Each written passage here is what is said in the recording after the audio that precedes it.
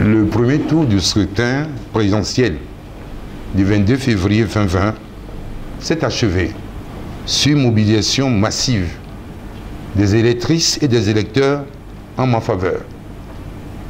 Agbo Mekodjo, candidat du MPDD, porté par la coalition de Monseigneur Philippe Okodjiro. Sur l'ensemble du territoire national, les électrices et les électeurs ont voté massivement en ma faveur. Au regard des résultats que nous avons compilés à travers les procès-verbaux en notre possession, nous avons gagné cette élection présidentielle du 22 février 2020 au premier tour avec un score oscillant entre 57 et 61%. Dès l'instant, je deviens le président démocratiquement élu et je m'engage à former un gouvernement inclusif.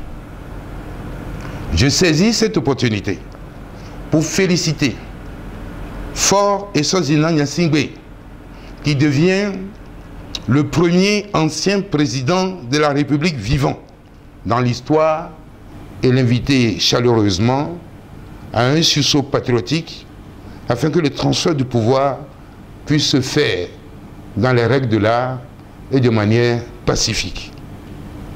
Il me plaît de remercier les forces de défense et de sécurité pour leur neutralité et leur impartialité.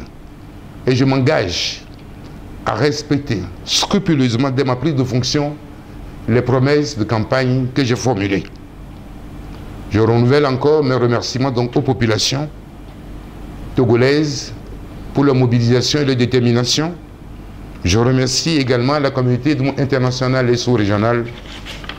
Je demande aux forces vives de la nation de s'approprier cette victoire historique et de la célébrer avant la proclamation officielle.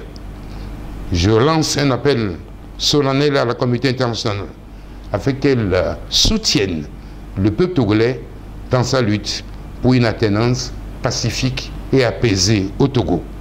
J'invite les forces de défense et de sécurité à demeurer et à conserver leur neutralité républicaine afin de ne céder à une quelconque instrumentalisation.